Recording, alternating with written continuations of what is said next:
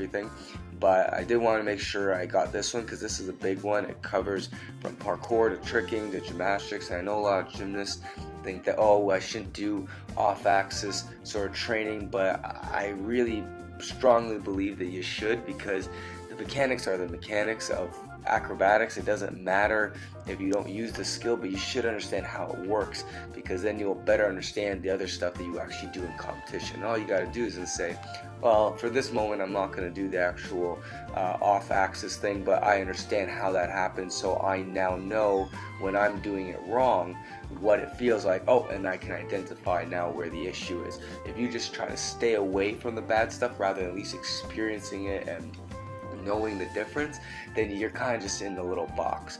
So I really do believe that every gymnast, every athlete, anyone that does any kind of acrobatics should know how to do a cork. It's one of the very basic skills you should understand.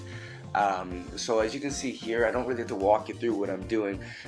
It is important to note that you need to be able to get your feet out that way. If you cannot do the quarter turn to stomach drop before you do the twist with the arms, then you're missing the very base of it. The cork is all about getting the feet out to the side, right? And you guys are, when you're doing a back full or something like this, you're going more over top, but for a cork you're going around the side, so you got to make sure you actually have the difference there. You can go on both sides as I'm doing here, because you can do the same mathematics, same mechanics on no matter which way you're facing. It doesn't matter if I decide to face sideways on a trampoline or to close my eyes, doesn't even matter. Whichever way I go, the mechanics are still the same thing. And it's very important, not just corks, but just any skill, that it can be reversed, it can be manipulated, it can go on different axes, and it doesn't change what the skill is, it just, we label it something different. Alright, so what you're doing is kick the feet out to the side so your body is perpendicular to the face, to the way you started. And if you're not hitting that perpendicular sort of angle, where as I did there, so you can see that my feet didn't get all the way to where the white mark is. I was too linear, I was too up and down. It becomes more of a back full or a backdrop with the full turn. I have to actually try to get my feet out to the side like that more. So make sure you don't forget that step. A lot of people will just do a full turn to backdrop and think that that's okay, and then they'll do like a pullover and think that's the skill. But no, you have to be facing sideways like that, or the cork doesn't work. It's not a cork anymore, then it's an actual back full. Don't bring the arms in too early either, guys, because if you bring in the arms right from the takeoff, then what happens is that you're not actually creating the levers to create the momentum to create the twist. You're just basically going to use a trampoline and kind of push your feet to create the twist, which is going to cause a lot of problems down the road.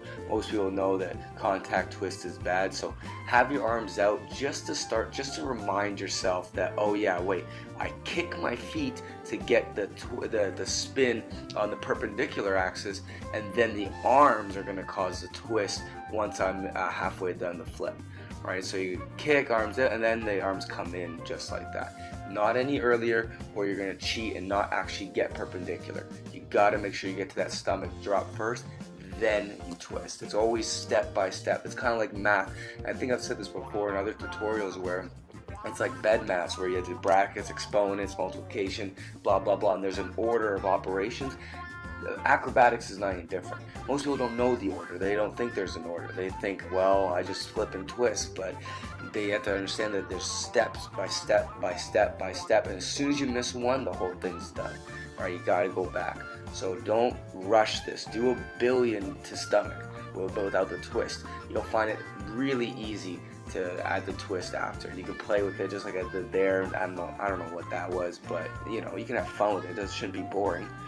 But make sure you do not skip the step to stomach. Once you've done that for a bunch of times, and I'm talking about probably at least 100, maybe even a couple hundred, it should be automatic. There should be no thinking, oh yeah, boom, just roll over to the side, bah, easy peasy. If it's not that simple on both sides, then it probably means you need to just do a few more numbers, right? You don't want to move ahead faster than your brain can write down the information as it's going in. right? Then it's kind of like in class, right? Your teacher's talking too fast and you're trying to scribble down all the dates and you're eventually going to miss something. Well, if you don't do the right repetitions, it's kind of the same kind of process. You're just going too fast, you're going to miss something, which in class it just means you lose some marks on a test, but here it means you lose a tendon because it rips off because you've got an injury because you did something you shouldn't have, and instead of going back and thinking step by step by step, you went too quick and all of a sudden an injury happens, right? And that's how the majority of injuries do happen. You skipped a step, right? But as you can see, when you got past the stomach drop and the half turn part, all you gotta do is just stay tucked, just stay small. The feet will naturally come over to the side because you've already kicked them that way anyways, so you don't have to think about anything. If you can get to the stomach, all you gotta do is keep your arms in and then tuck the feet down, and you'll be ready to start thinking about the landing. Right? Don't rush, let it just naturally happen, and you'll find it's really simple. We did this with people at trampoline parks with our certification, and we taught them within literally 5 minutes, and we taught coaches to teach it that have never done anything like this when they learn how to do it within 5 minutes as well. It's very simple if you can break it down into enough steps. People get into trouble when they just skip the steps. I can't say that enough, because that is really the fundamental problem with any acrobat. Anyone who can't learn a skill, it's not because you're dumb, it's not because you don't know what you're doing, it's not because of necessarily your coaching or your conditioning, which I'm sure conditioning is a big factor, but it's because you haven't broken down to enough steps and you haven't mastered those steps. So make sure you do this a bunch of times. You should be able to go both ways. You should, because again, the math is not any different. So just keep practicing both. You'll have one that you like. Like I will do my regular back full, like a trampolina style back full in competition to the right, but I'll do my corks to the left. This keeps me from getting them mixed up in my head, and a lot of athletes will know what this is like, and you'll learn, say, a fliffus, and then you'll try to do a Rudy out the next week, and maybe you haven't done enough fliffuses, but then all of a sudden now your fliffuses become a Rudy out just because that's just the automatic reaction with what you've taught your brain. So don't skip ahead, you will start getting mixed up. Keep them separate for now. I would suggest doing your off axis to a different direction than your on axis, just for that. But once you get really good at it, like I can do a cork on both sides with any angle that I want, and doesn't matter. But I've also done it for many years. So if you're new, you may want to keep them different. But if you've done it forever, then you should be able to just pick one and just have fun with it, and it won't really matter. But just so you know that's a potential issue you're going to have.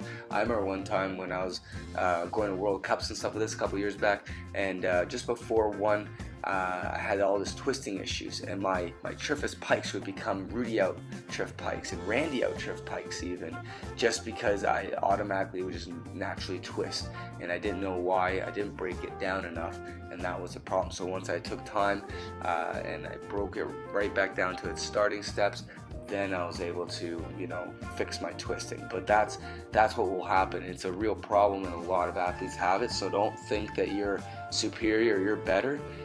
Just know that it's a possibility, and just be prepared for it. And once you get better, what you can do is that I'm doing here is I'm showing you guys actually that the back full can be taught there. That's a left twisting back full, and I don't twist to the left, but you can go over top. It's still a cork. See, that's my proper back full. That's the way I normally go to the right. But if I want to relearn, I just go that way. I don't have the prettiest back full, but it goes over the top. But if I want to learn a back full another way, and I'm having troubles with that, and I have an athlete that just doesn't seem to understand what that is, which most people, when you ask them to explain a back full, they don't really break it down in a way that they really understand. They just memorize it over repetition. So here's another way you can get people to learn a back full, is you start with the cork, and you just work your way up the side. As you can see, I start off by just going literally around the side, but then I lift the hips up a little bit more, but my brain already knows, oh, I just gotta twist this way. This is what the twist feels like, because I've done the cork. I've done this drill a bunch of times, which is theoretically a back full. And then I just kind of throw the hips a little bit more, and I go more over top, and then go more over top, and then more and more and more, and eventually it becomes pretty straight over right over, kind of like that. Yeah, it's not the prettiest, but it would get you a back full in competition. If you're learning how to just do back full for the first time and just trying to understand it, then it will get you there. But it's not a way I'd recommend. I would recommend doing, as in the previous tutorials, which I'll have in the description here, where you do a 3/4 back, then you twist, not doing it early. But I worked with Lords of Gravity how to do this with Levante, and he learned how to do this in 5 minutes. So it is another way you can approach a back full if you're having problems, but probably not the best, but it can be done. Just for, you know, everyone's a little bit different, so you gotta have options, right? So, and you can see here for tricking, the only thing I'm trying to show you guys here is that it's really the same thing. A cork from the ground, what like a tricker would do, and what a cork from a snowboarder would do is really the same exact process. Just one, you kick the foot before. So I'm kicking my right foot up, and then it becomes just like the regular cork. 2 feet, 1 foot, no difference. You still have to start off by going to the stomach drop and building up, but you can do it with 1 foot, 2 foot. If you have 3 feet, you can do it with 3. It doesn't matter, right? Theoretically, just for fun, you could do it on your hands, right? And I just thought about this now, but maybe I'll play with that. Is you do jump on your hands and try to do a cork from your hands. That could be kind of cool, and you could, because you know the mathematics. That's the whole point. This is not to learn a skill. It's here to learn a process, and there's a huge difference. And I don't think that many people really understand the process. They just are memorizing steps rather than understanding how they even came to be in the first place, right? So that's when I'm coaching, I'm not worrying about anything besides that. So guys, I hope that makes a little bit more sense for you guys, so you can see how this is how I taught myself cork. No one really taught me. I just played with it, figured it out, and I just kept doing it. But that's how I basically have taught myself, and I teach everyone else. So play with it, try it out, see what it's like. I'm sure it's not going to be too hard for you guys. I have never had anyone not be able to learn this, and I've done it for little kids at trampoline parks that want to learn how to snowboard, to Olympic level athletes, to guys who travel the world doing basketball dunks for a living, you know. So anyone can learn this. It's always the same process. So just give it a shot, but don't skip the steps. Make sure you do a lot to stomach first. Make sure you're perpendicular. Then the rest is honestly super easy. Just keep the arms in. Don't start reaching your arms out. That's how you're gonna get hurt. Just keep them in. It becomes a habit. Should be pretty simple. So give it a shot. You can send it to me. We have a group called Learn Acrobatics Online. Just type it into Facebook. The link is again below. Submit your videos there. We can all help you. There's like 800 people there that can all kind of push in the right direction from different. And we'll catch you later.